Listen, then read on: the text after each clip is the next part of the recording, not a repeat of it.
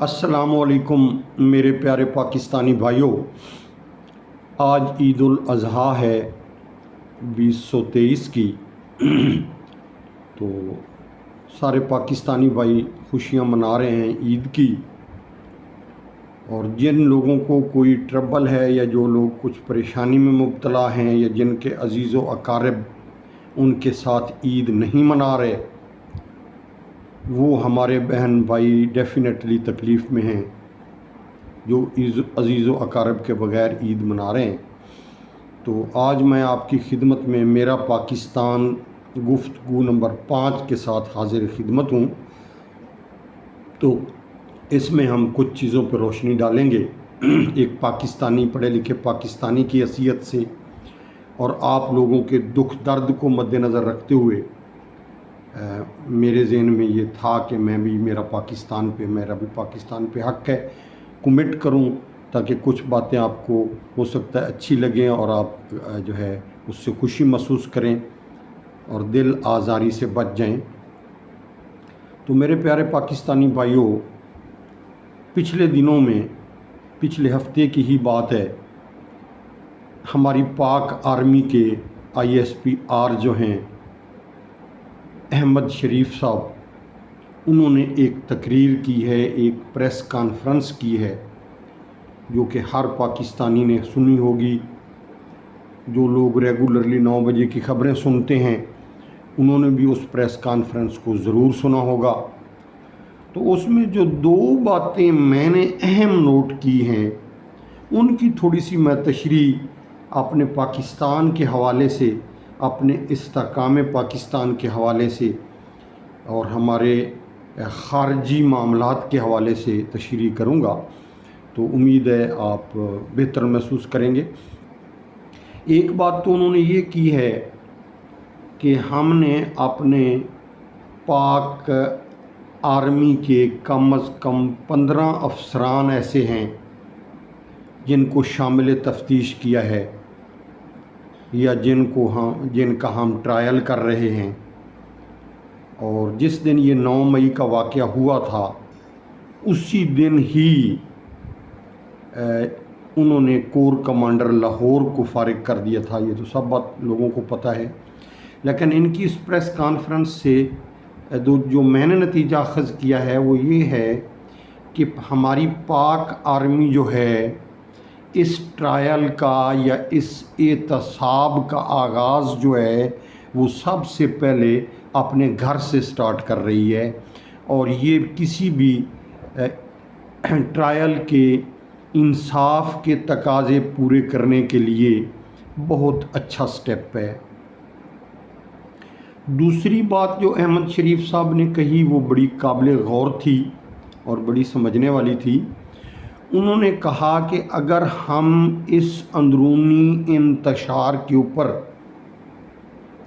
या इस अंदरूनी खलफशार के ऊपर ख़ामोश होकर बैठ जाएं या कोई एक्शन न लें तो हमारे ऊपर बहरूनी यलगार जो है वो हावी हो जाएगी। बड़ी अहम बात है कि हम बहरूनी यलगार से नहीं बच सकते। तो इसका मतलब मेरे भाइयों दूसरे लफ्ज़ों में ये है, जो मैंने इससे अख़ज़ किया है अपनी नाक़िस सोच के मुताबिक, मैं गलत हूँ तो आप इसमें कमेंट कर सकते हैं। तो दूसरे लफ्ज़ों में उन्होंने ये इशारा किया है कि ये एक मुनज़्ज़म साजिश थी और इस मुनज़्ज़म साजिश के पीछे बहरूनी हाथ भी है।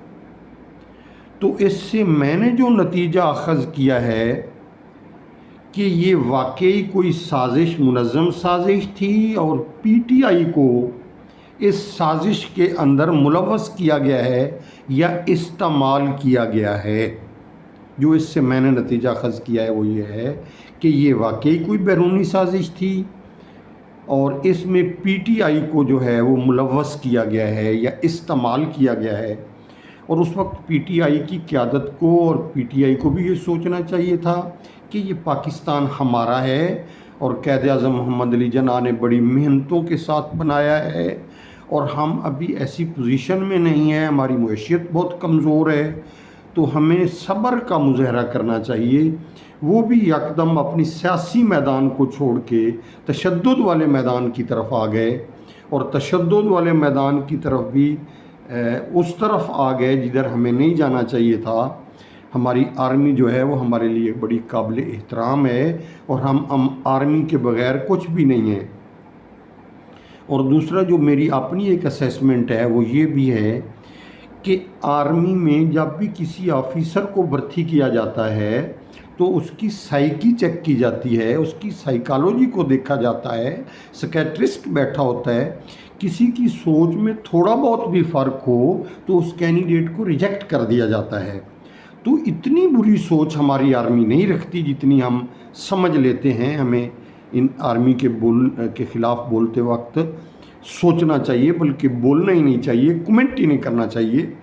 نہ ہمارا یہ دائرہ اختیار ہے سیولینز کا کہ ہم آرمی کے بارے میں کمنٹ کریں، کیونکہ وہ ہمارا دفاع کرتے ہیں، ہر فیلڈ میں ہمارا دفاع کرتے ہیں۔ سیلاب ہے تو آرمی آگے آگے ہے، کوئی کشتی ڈوب گئی ہے آرمی آگے آگے ہے، کوئی بارڈرز کے اوپر پرابلم ہو گئی ہے آرمی آگے ہے، کوئی دہشت گردی ہو رہی ہے وہاں آرمی ہماری آگے ہوتی ہے۔ تو ہماری ڈیفنس کے ہاتھوں کو ہمیں مضبوط کرنا چاہیے، نہ کہ ان کو کمزور کرنا چاہیے۔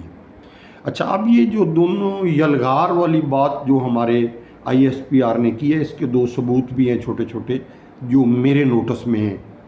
ایک تو پہلے دن جس دن 9 مئی والے واقعات شروع ہوئے تو زلمے خلیلزا نے فوراً یہ بیان دیا، یہ مطالبہ کیا کہ ہاں پاکستان کے آرمی چیف مستعفی ہو جائیں۔ یہ آپ دیکھیں کس طرف جاتی ہے بات۔ اور دوسری بات، ایک شخص لندن کے اندر بیٹھا ہوا ہے اور وہ اکثر ہماری آرمی کے خلاف جو ہے پروپیگنڈا کرتا رہتا ہے، تو اس شخص نے یہ ٹویٹ کیا کہ پاکستان کا آرمی چیف جو ہے وہ عمان میں گرفتار ہو گیا ہے۔ وہ جھوٹی بات تھی۔ تو ان دونوں باتوں پہ میرے پاکستانی بھائیوں اگر آپ غور کریں گے تو بات کھل کر سامنے آ جائے گی کہ حقائق کیا ہیں۔ اور ہماری آرمی جو ہے ہمارے لیے بڑی مقدم ہے، قابل احترام ہے، ہمیں اس کے ساتھ رہنا ہے، ہمیں ان کا ساتھ دینا ہے، ان کے ہاتھ مضبوط کرنے ہیں، اور یہ ہمارے ہیں، ہم ان کے ہیں، اور ہم ان کے بغیر کچھ بھی نہیں ہیں۔ جب یہ دیکھتے ہیں کہ کوئی سولین حکومت، جو میرا خیال ہے غلط بھی ہو سکتا ہے، کہ کوئی سولین حکومت جو ہے وہ اپنے راستے سے ہٹ رہی ہے، تو یہ شفقت کرتے ہیں پاکستان کے اوپر، ان کو صحیح ڈائریکشن کی طرف جانے کا کہتے ہیں کہ آپ یہ غلط ڈائریکشن میں جا رہے ہیں۔ جس طرح باجوہ صاحب کا بھی بیان آیا تھا کہ میں نے عمران خان صاحب کو انفارم کیا تھا کہ ہماری انٹیلیجنس ایجنسیاں بتا رہی ہیں کہ آپ کی بیگم صاحبہ جو ہیں وہ فرح گوگی کے ساتھ مل کے کرپشن میں ملوث ہیں، تو ان کو اس وقت ایکشن لینا چاہیے تھا۔ اور یہ اس وقت ایکشن لیتے آرمی کے کہنے پہ تو کبھی بھی آرمی والے جو ہیں ان کے بارے میں بری سوچ نہ رکھتے، اچھی سوچ ان کی ڈیولپ ہو جاتی کہ یہ پاکستان کے خیر خواہ ہیں۔ خیر یہ بات تو جو تھی وہ گزر گیا وقت۔ جو اچھا کرتا ہے اس کا اچھا اجر لینا ہے، جو برا کرتا ہے اس کو اس کا اجر بھگتنا ہی پڑتا ہے۔ یہ دونوں سائڈوں پہ ہمارے فرشتے بیٹھے ہوئے ہیں، یہ ہمارے اچھے اعمال کو بھی لکھتے ہیں، ہمارے برے اعمال کو بھی لکھتے ہیں۔ کرسی دینے والا بھی وہی ہے، کرسی لینے والا بھی وہی ہے۔ کرسی دینے کا جس کو اختیار ہے، یاد رکھو اس کو کرسی لینے کا بھی اختیار ہے۔ ہم اس بات پہ یقین رکھتے ہیں، we are Muslims, we believe that, ہم اس پہ ایمان رکھتے ہیں، ہم اس پہ یقین رکھتے ہیں۔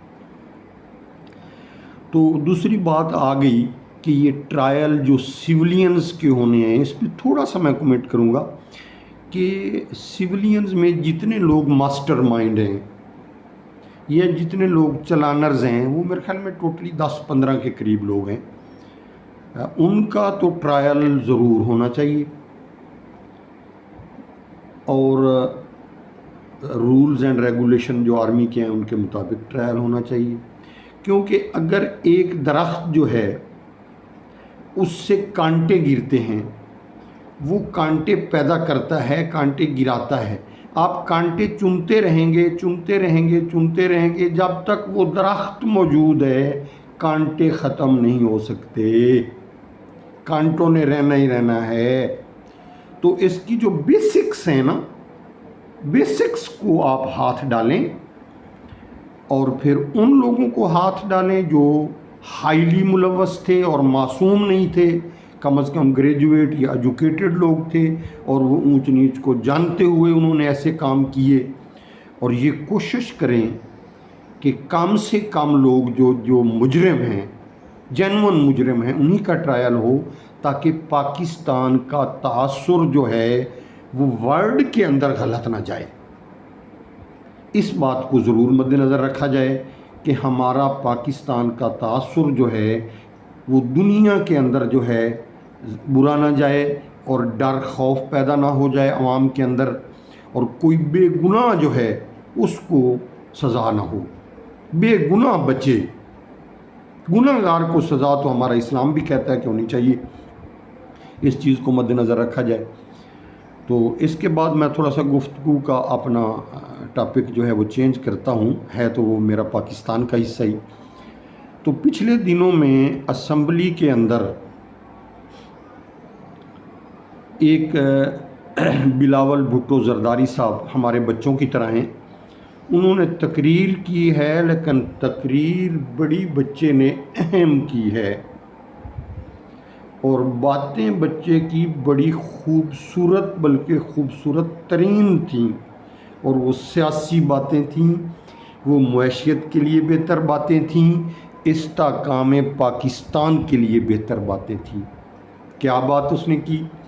اس نے کہا کہ جی ہمارے وزیر اعظم صاحب ہیں شہباز شریف صاحب، یہ بڑی دل لگی کے ساتھ، بڑی محنت کے ساتھ، بڑی جد و جہد کے ساتھ پاکستان کی خدمت کرتے ہیں۔ اتنی جد و جہد کے ساتھ میں نے پاکستان کی خدمت کرتے کسی کو نہیں دیکھا۔ یہ بات ان کی بالکل 100% ٹھیک ہے کہ شہباز شریف صاحب محنتی ہیں، بہت ہی ہارڈ ورکنگ سیاستدان ہیں۔ دوسری بات انہوں نے کہی کہ ہمیں ان کے ہاتھ مضبوط کرنے چاہیے۔ Very good idea Bilawal Bhutto صاحب، اللہ تعالیٰ آپ کو لمبی زندگی عطا کرے، آپ نے یہ ملک کے لیے سوچا ہے۔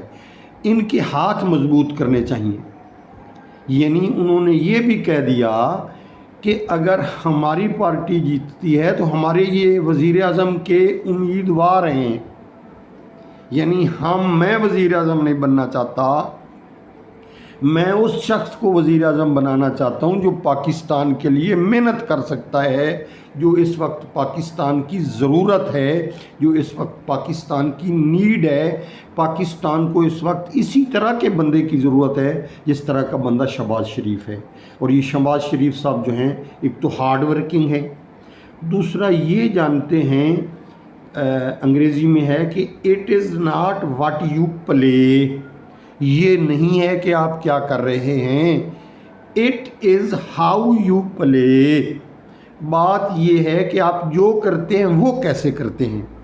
تو یہ سوجھ بوجھ ہمارے شہباز شریف صاحب کے اندر ہے۔ نواز شریف صاحب جو ہیں وہ منصوبہ ساز اچھے ہیں، تو نواز شریف صاحب ان کے بھائی ہیں، ان کا ایک میٹر ابھی اسمبلی میں جو ہے زیر بحث رہا اور پھر بل بھی پاس ہو گیا ہے، تو ان کو کے سر پہ جو نااہلی کی تلوار ابھی تک لٹک رہی ہے، وہ میرے ایک ناقص خیال کے مطابق وہ میرے خیال میں عام ترمیم سے نہیں، وہ بل میں ترمیم سے، عام قانون سازی سے ختم نہیں ہوگی، وہ بل میں ترمیم کرنے سے ختم ہوگی۔ خیر یہ ہمارا تو میٹر نہیں ہے، یہ گورنمنٹ لیول کا میٹر ہے،